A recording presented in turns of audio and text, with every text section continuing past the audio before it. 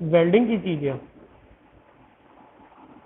Welding ਇੱਕ process ਆ ਜਿਹਦੇ ਵਿੱਚ ਦੋ ਮੈਟੈਲਿਕ ਪਾਰਟਸ ਨੂੰ ਅਸੀਂ ਜੁਆਇਨ ਕਰਦੇ ਹਾਂ।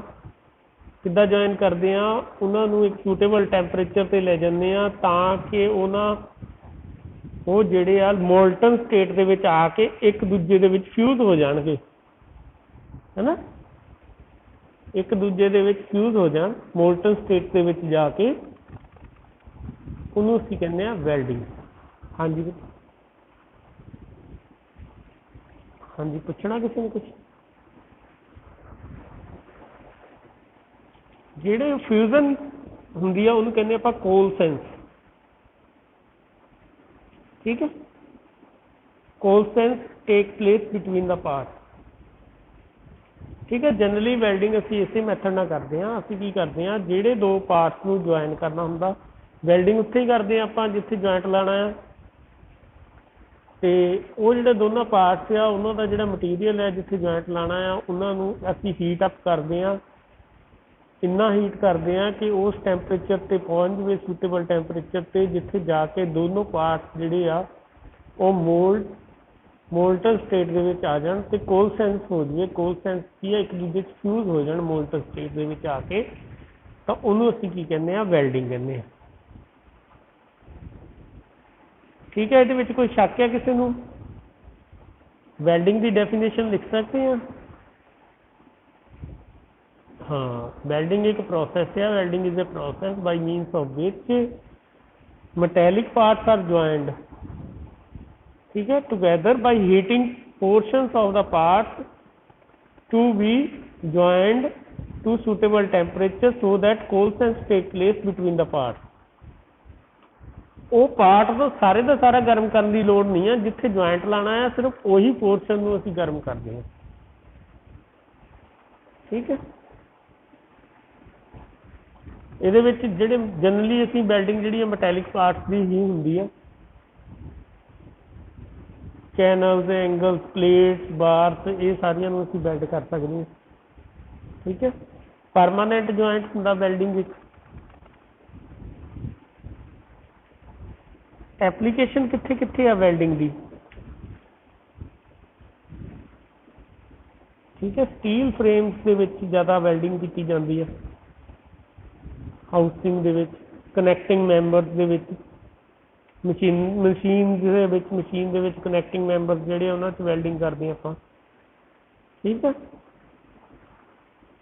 Forging, casting,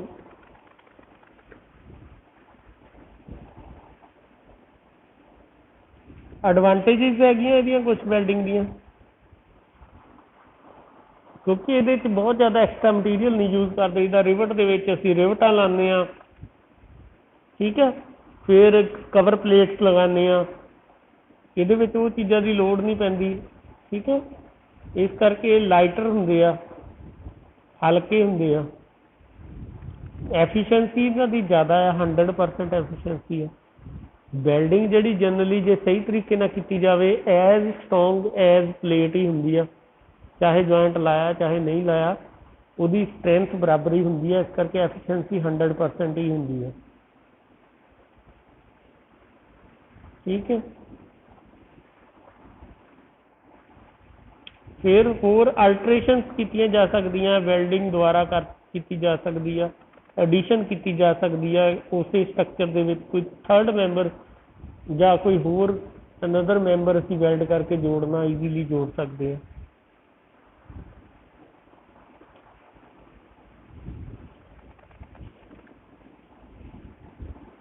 welding joint strong joint ਆ ਪਰਮਾਨੈਂਟ ਜੁਆਇੰਟ ਦੇ ਵਿੱਚ ਰਿਵਟਡ ਜੁਆਇੰਟ ਦੇ ਨਾਲੋਂ।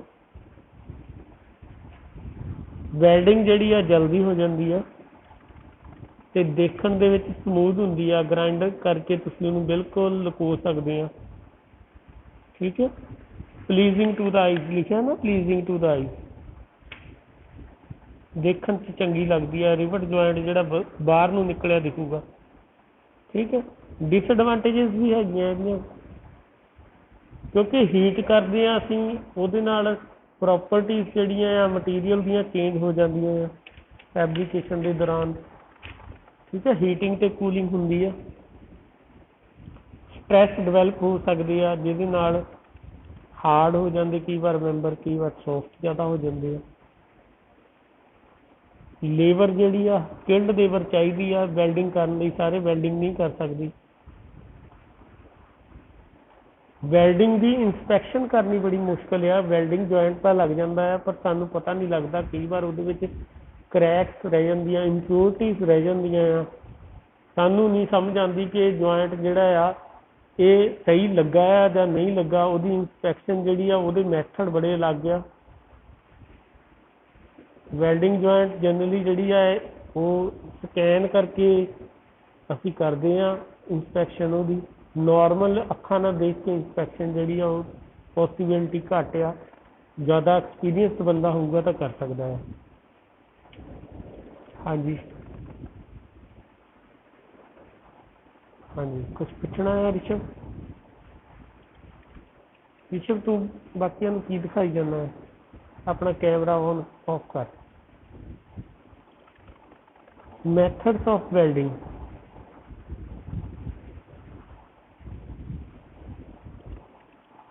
ਕਿਹੜੇ ਮੈਥਡ ਆ ਤੁਸੀਂ ਦੱਸੋਗੇ? ਕਿਹੜੇ ਮੈਥਡ ਆ ਜਿਹਨਾਂ ਨੂੰ ਤੁਸੀਂ ਜਾਣਦੇ ਆ ਵੈਲਡਿੰਗ 'ਚ? ਕਿਹੜੇ ਤੁਸੀਂ ਆਮ ਦੇਖਦੇ ਆ? ਜਿੱਦਾਂ ਗੈਸ ਵੈਲਡਿੰਗ ਹੋ ਗਈ। ਹਾਂਜੀ, ਆਰਕ ਵੈਲਡਿੰਗ, ਹੋਰ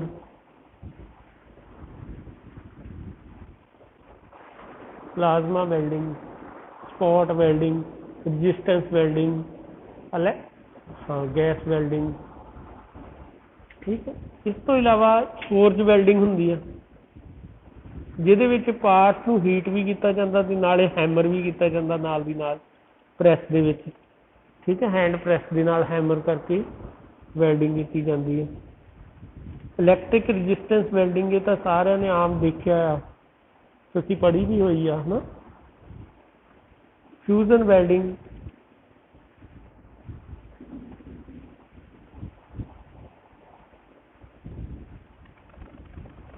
ये पेरेंट मैटल ही यूज करती है।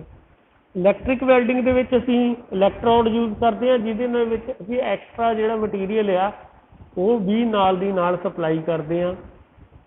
ठीक है, जॉइंट वास्ते। फोर्ज वेल्डिंग के वो जो ऑलरेडी मटीरियल है वो ही वेल्डिंग होंगी है, एक्सट्रा मटीरियल नहीं देंगे असी। ठीक है, इलैक्ट्रिक वेल्डिंग इलैक्ट्रोड के असी एक्सट्रा मटीरियल नाल पाते हैं।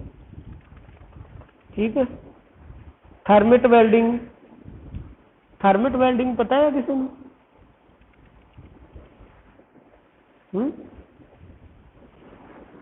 तुसी पढ़ी नहीं थर्मिट वेल्डिंग?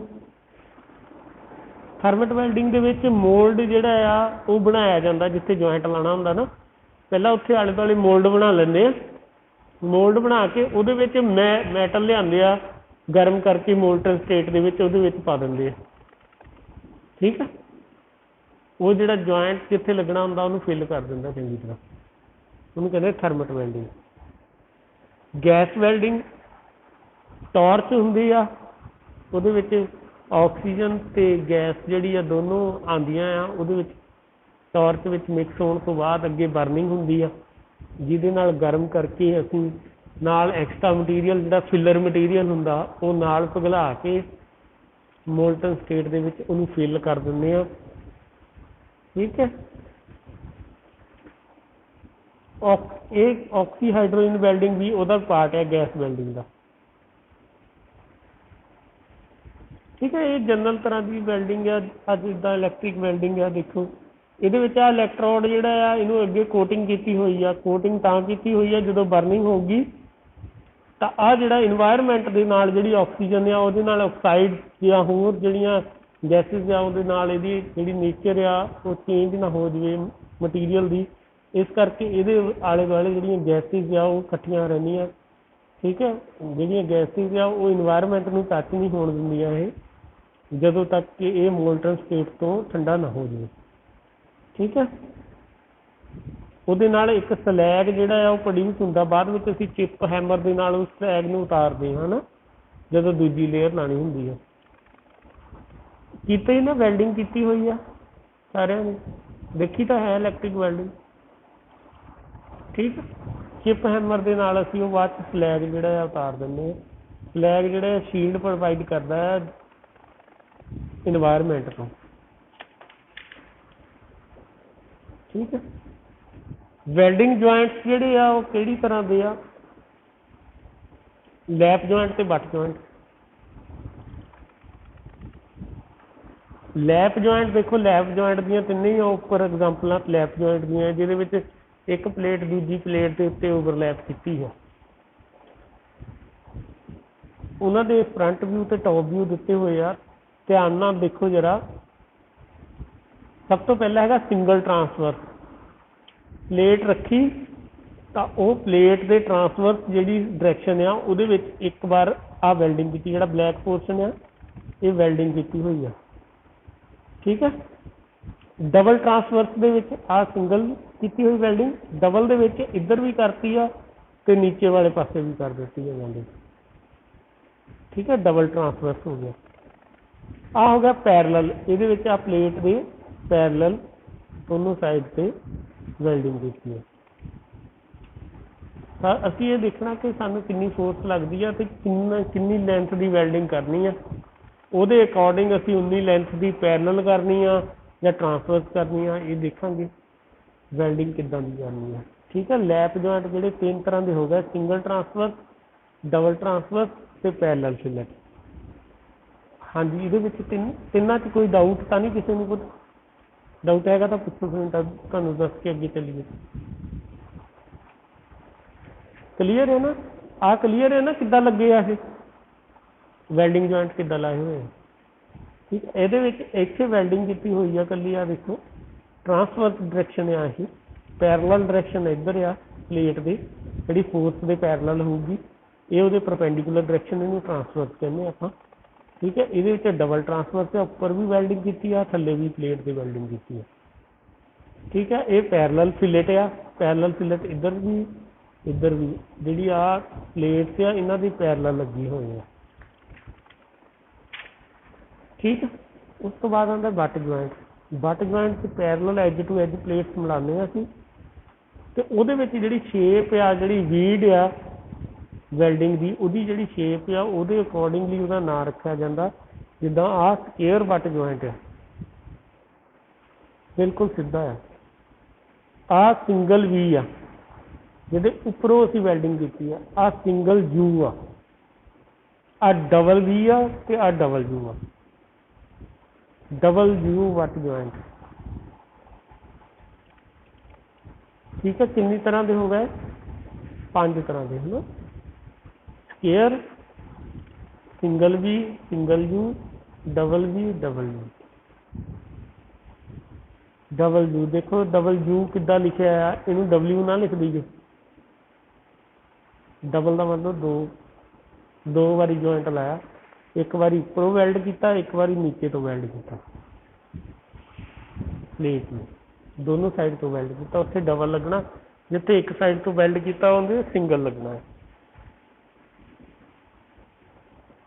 जिथे प्लेट की थिकनेस 5 mm तो ज़्यादा है उत्थे डबल लाने असी जिथे 5 mm तो घट थिकनेस है उत्थे सिंगल नाल ही काम चल जाएगा।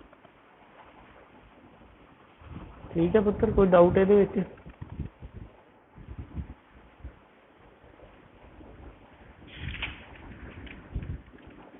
इस तो इलावा टी जॉइंट लाने असी कॉर्नर जॉइंट लगाने हैं। ठीक है एज जॉइंट लगाने टी जॉइंट लगाने।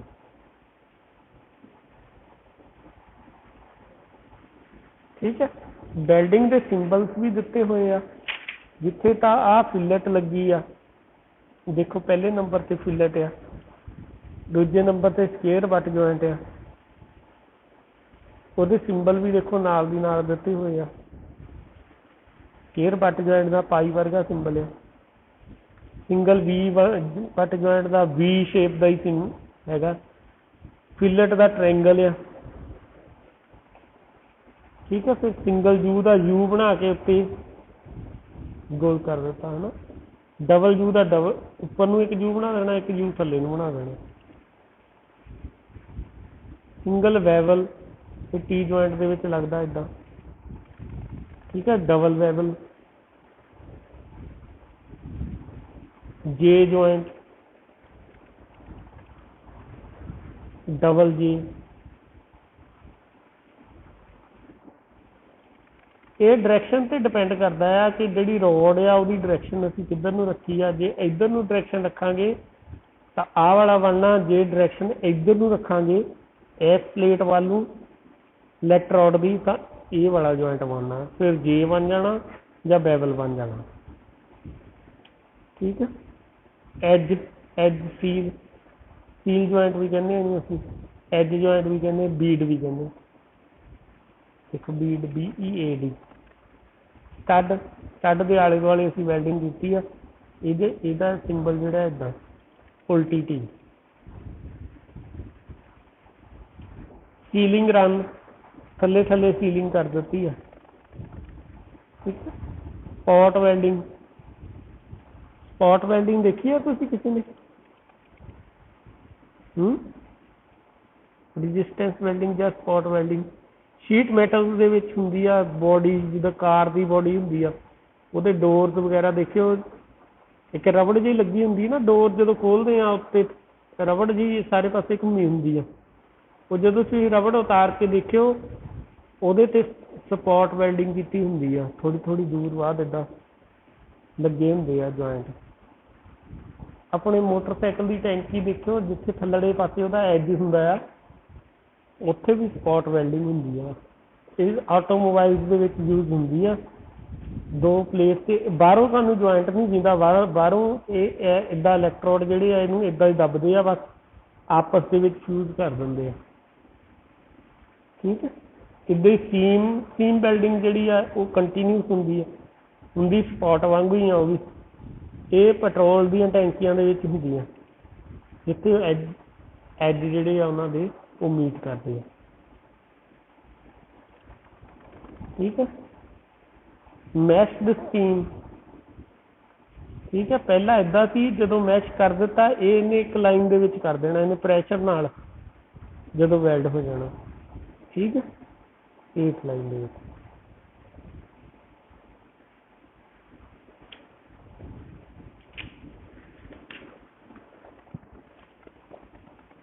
ਪਲੱਗ ਵੈਲਡਿੰਗ, ਬੈਕਿੰਗ ਸਟ੍ਰਿਪ, ਆਹ ਵੈਲਡਿੰਗ ਦੇ ਨਾਲ ਥੱਲੇ ਇੱਕ ਸਟ੍ਰਿਪ ਵੀ ਲਾਤੀ ਬੈਕ ਕਰਨ ਲਈ, ਠੀਕ ਹੈ। ਇਹਦਾ ਸਿੰਬਲ ਹੀ ਪਏਗਾ।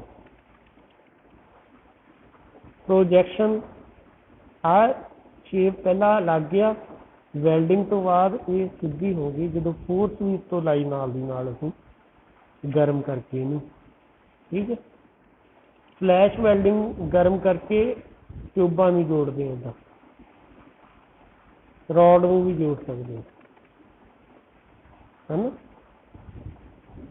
ਇਹਦਾ ਪੁੱਠੀ ਆਨੇ ਜਿਹੜੇ ਸਿੰਬਲ ਹੈ। ਵਾਟਰ ਰੈਜ਼ਿਸਟੈਂਸ ਵੈਲਡਿੰਗ ਜਾਂ ਪ੍ਰੈਸ਼ਰ ਵੈਲਡਿੰਗ, ਇਹਦੇ ਵਿੱਚ ਇਹੀ ਇਲੈਕਟ੍ਰੋਡ ਦਾ ਕੰਮ ਕਰਦੇ ਆ। ਇਹ ਦੋਨੋਂ ਜਦੋਂ ਇਹਦੇ ਵਿੱਚੋਂ ਇਲੈਕਟ੍ਰਿਕ ਸਪਲਾਈ ਪਾਸ ਹੋਣੀ ਆ, ਦੋਨਾਂ ਨੇ ਗਰਮ ਹੋ ਜਾਣਾ ਤੇ ਪ੍ਰੈਸ਼ਰ ਪਾਉਣ ਦੇ ਨਾਲ ਇੱਕ ਦੂਜੇ ਦੇ ਵਿੱਚ ਫਿਊਜ਼ ਹੋ ਜਾਣਾ, ਠੀਕ ਹੈ। ਕਲੀਅਰ ਹੈ ਇੱਥੇ ਤੱਕ ਪੁੱਤ? ਵੈਲਡਿੰਗ ਸਿੰਬਲ ਜਿਹੜੇ ਆ, ਤੁਹਾਨੂੰ ਕੁਐਸਚਨ ਪੁੱਛਿਆ ਜਾ ਸਕਦਾ ਆ ਵੈਲਡਿੰਗ ਸਿੰਬਲ ਦਾ। ਤੁਸੀਂ ਇਹ ਜਿਹੜੇ ਸਿੰਬਲ ਆ ਇਹ ਸਾਰੇ ਕਰਨੇ ਆ। ਜਿਹੜਾ ਮੇਨ ਹੈਗਾ ਆ ਉਹ ਹੈਗਾ ਆਹ ਸਿੰਬਲ, ਜਿਹੜਾ ਹਰੇਕ ਵੈਲਡਿੰਗ ਦੇ ਉੱਤੇ ਸਿੰਬਲ ਜਿਹੜਾ ਡਰਾਇੰਗ ਦੇ ਵਿੱਚ ਤੁਸੀਂ ਬਣਾਉਂਦੇ ਆ, ਇਹ ਸਿੰਬਲ ਜਿਹੜੇ ਆ ਇਹਦੇ ਉੱਤੇ ਲਾਣੇ ਆ ਤਾਂ ਕਿ ਪਤਾ ਲੱਗੇ ਕਿ ਕਿਹੜੀ ਟਾਈਪ ਦੀ ਵੈਲਡਿੰਗ ਹੋਈ ਹੈ, ਠੀਕ ਹੈ। ਜਿੱਦਾਂ ਫੀਲਡ ਵੈਲਡਿੰਗ, ਵੈਲਡ ਅਰਾਊਂਡ, ਸਾਰੇ ਪਾਸੇ ਵੈਲਡਿੰਗ ਕੀਤੀ ਆ, ਟੋਟਲ ਵੈਲਡ ਅਰਾਊਂਡ ਆ। ਫੀਲਡ ਵੈਲਡਿੰਗ ਆ contour welding, convex contour welding, ਕਨਕੇਵ contour welding, ਜਿੱਦਾਂ ਦੀ ਵੈਲਡਿੰਗ ਦੀ ਸ਼ੇਪ ਆ, ਠੀਕ ਹੈ। ਉਸ ਤੋਂ ਬਾਅਦ ਗ੍ਰਾਈਂਡਿੰਗ ਕਰ ਦਿੱਤੀ, ਉੱਤੇ ਜੀ ਲਿਖ ਦਿੱਤਾ, ਦੇਖੋ, ਠੀਕ ਹੈ। ਮਸ਼ੀਨਿੰਗ ਕਰਤੀ, ਵੈਲਡਿੰਗ ਕਰਨ ਤੋਂ ਬਾਅਦ ਉੱਪਰ ਮਸ਼ੀਨਿੰਗ ਕਰ ਦਿੱਤੀ ਤਾਂ M ਲਿਖ ਦਿੱਤਾ ਉੱਤੇ। ਆਹ ਥੱਲੜੇ ਪਾਸੇ ਵੈਲਡਿੰਗ ਕੀਤੀ ਆ, ਉੱਪਰ ਨਹੀਂ ਕੀਤੀ। ਜੇ ਦੋਨੋਂ ਪਾਸੇ ਕੀਤੀ ਆ ਤਾਂ ਅੱਧਾ ਸਿੰਬਲ ਉੱਪਰ ਆ ਤੇ ਅੱਧਾ ਨੀਚੇ ਆ। ਜਿੱਦਾਂ ਆਹ ਵੈਲਡਿੰਗ ਹੈ ਨਾ, ਅੱਧਾ ਸਿੰਬਲ ਆਹ ਉੱਪਰ ਵਾਲਾ ਸਿੰਬਲ ਆ। ਜੇ ਉੱਪਰਲੇ ਪਾਸੇ ਵੈਲਡਿੰਗ ਕੀਤੀ ਆ, ਜੇ ਦੋਨੋਂ ਸਾਈਡ ਕੀਤੀ ਆ ਤਾਂ ਅੱਧਾ ਸਿੰਬਲ ਉੱਪਰ ਅੱਧਾ ਥੱਲੇ ਆ ਜਾਣਾ ਇਸ ਲਾਈਨ ਦੇ, ਹੈ ਨਾ। ਜਿੱਦਾਂ ਅੱਧਾ ਉੱਪਰ ਅੱਧਾ ਥੱਲੇ, ਠੀਕ ਹੈ। ਸ਼ਿਪਿੰਗ ਕੀਤੀ ਆ ਵੈਲਡਿੰਗ ਕਰਨ ਤੋਂ ਬਾਅਦ ਤਾਂ C ਲਿਖਣਾ, ਠੀਕ ਹੈ, ਉਹਦਾ ਸਿੰਬਲ। ਇੱਕ ਆ ਜਨਰਲ ਵੈਲਡਿੰਗ ਸਿੰਬਲ ਹੈਗਾ, ਜਿਹਦੇ ਵਿੱਚ ਸਾਰੀਆਂ ਚੀਜ਼ਾਂ ਲਿਖੀਆਂ ਕਿ ਕਿੱਥੇ ਲੈਂਥ ਲਿਖਣੀ ਆ ਵੈਲਡਿੰਗ ਦੀ, ਕਿੱਥੇ ਅਨਵੈਲਡਡ ਲੈਂਥ ਲਿਖਣੀ ਆ। ਆਹ ਵੈਲਡਡ ਲੈਂਥ ਆ L, E ਹੈਗੀ ਅਨਵੈਲਡਡ ਲੈਂਥ ਜਿੰਨੀ ਬਚ ਗਈ ਆ। S size of the weld ਆ, ਵੈਲਡਿੰਗ ਦਾ ਸਾਈਜ਼ ਕਿੰਨਾ ਰੱਖਿਆ ਆ। ਫਿਨਿਸ਼ਿੰਗ ਸਿੰਬਲ ਕੀ ਆ ਕਿ ਉਹਨੂੰ ਵੈਲਡਿੰਗ ਕਰਨ ਤੋਂ ਬਾਅਦ ਗ੍ਰਾਈਂਡ ਕੀਤਾ ਆ, ਮਸ਼ੀਨ ਕੀਤਾ ਆ, ਠੀਕ ਹੈ, ਜਾਂ ਚਿਪਿੰਗ ਕੀਤੀ ਆ ਇਕੱਲੀ ਉਹਦੀ, ਠੀਕ ਹੈ। ਉਹ ਜੋ ਵੀ ਉਹਦੇ ਉੱਤੇ ਕੀਤਾ ਹੋਇਆ ਆ ਜਾਂ ਨਹੀਂ ਕੀਤਾ ਕੁਛ ਤਾਂ ਇਹ ਖਾਲੀ ਹੋਊਗਾ, ਠੀਕ ਹੈ। ਆਹ ਉੱਪਰ ਵਾਲਾ ਆ, ਆਹ ਨੀਚੇ ਵਾਲਾ ਆ, ਦੋਨੋਂ ਸਿੰਬਲ ਦੇ ਉੱਪਰ ਲਿਖਣਾ ਹੈ ਕਿ ਉੱਪਰਲੀ ਵੈਲਡਿੰਗ ਕਿੰਨੀ ਆ, ਨੀਚੇ ਵਾਲੀ ਵੈਲਡਿੰਗ ਕਿੰਨੀ ਆ। ਦੋਨੋਂ ਸਾਈਡ ਤੇ ਵੈਲਡਿੰਗ ਆ। ਜੇ ਇੱਕ ਸਾਈਡ ਤੇ ਕੀਤੀ ਹੈ ਤਾਂ ਇੱਕ ਸਾਈਡ ਦਾ ਹੀ ਲਿਖਣਾ ਹੈ, ਠੀਕ ਹੈ। ਇਹਦੇ ਵਿੱਚ ਅਸੀਂ ਲਿਖਣਾ ਹੈ ਕਿ ਵੈਲਡ ਅਰਾਊਂਡ ਕੀਤਾ ਜਾਂ ਫਿਲਟ ਵੈਲਡਿੰਗ ਕੀਤੀ ਆ। ਫੀਲਡ ਵੈਲਡਿੰਗ ਕੀਤੀ ਆ ਤਾਂ ਗੱਬੇ ਡਾਰਕ ਸਿੰਬਲ ਬਣਾਉਣਾ ਆ, ਜੇ ਵੈਲਡ ਅਰਾਊਂਡ ਕੀਤਾ ਤਾਂ ਗੋਲਾ ਲਾਉਣਾ ਆ ਇੱਦਾਂ, ਠੀਕ ਹੈ। ਇਹ ਤੁਸੀਂ ਜਿਹੜਾ ਆ ਅਸਾਈਨਮੈਂਟ ਦੇ ਵਿੱਚ ਵੀ ਬਣਾਉਣਾ ਆ ਵੈਲਡਿੰਗ ਸਿੰਬਲ, ਜਿਹੜਾ ਆ ਕੰਪਲੀਟ ਜਿਹੜਾ ਅਸਾਈਨਮੈਂਟ ਦੇ ਵਿੱਚ ਬਣਾਉਣਾ ਆ, ਠੀਕ ਹੈ। ਤੇ ਆਹ ਵੀ ਅਸਾਈਨਮੈਂਟ ਦੇ ਵਿੱਚ ਤੁਸੀਂ ਟੇਬਲ ਵੀ ਬਣਾਉਣੇ ਆ ਦੋਨੋਂ ਵੈਲਡਿੰਗ ਦੇ।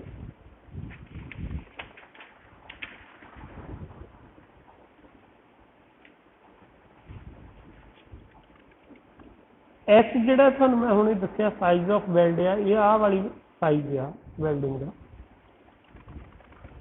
ਆ ਦੇਖੋ ਇੱਧਰ ਨੂੰ ਜਿਹੜੀ ਵੇਡਥ ਆ ਤੇ ਇੱਧਰ ਨੂੰ ਇਹ ਜਨਰਲੀ ਪਲੇਟ ਦੀ ਥਿਕਨੈਸ ਦੇ ਬਰਾਬਰ ਹੀ ਹੁੰਦਾ ਸਾਈਜ਼ ਆਫ ਵੈਲਡ। ਜਿਹੜਾ ਜਿੰਨੀ ਪਲੇਟ ਦੀ ਥਿਕਨੈਸ ਆ ਉਨਾ ਹੀ ਹੋਊਗਾ,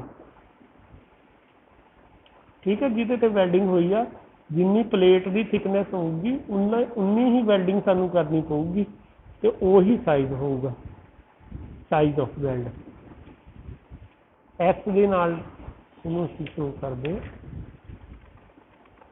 ਆਹ ਦੇਖੋ ਜਦੋਂ ਵੈਲਡਿੰਗ ਹੁੰਦੀ ਆ ਇੱਕ ਪਲੇਟ ਨੀਚੇ ਵਾਲੀ ਆ, ਉੱਪਰ ਵਾਲੀ ਪਲੇਟ ਆ, ਠੀਕ ਹੈ। S ਸਾਈਜ਼ ਆਫ ਵੈਲਡ ਆ। ਆਹ ਜਿਹੜੀ T ਆ ਇਹ ਥਿਕਨੈਸ ਆਫ ਵੈਲਡ ਆ। ਇੱਥੇ ਤੱਕ ਅਸੀਂ ਥਿਕਨੈਸ D ਤੋਂ B ਤੱਕ ਇਹ ਥਿਕਨੈਸ ਅਸੀਂ ਮੰਨਦੇ ਹਾਂ। ਇਹਦੇ ਤੇ ਡਿਪੈਂਡ ਕਰਦਾ ਸਟਰੈਂਥ ਜਿਹੜੀ ਆ, ਜਿਹੜੀ ਵੈਲਡਿੰਗ ਦੀ ਸਟਰੈਂਥ ਆ ਉਹ ਥਿਕਨੈਸ ਤੇ ਡਿਪੈਂਡ ਕਰਦੀ ਆ T।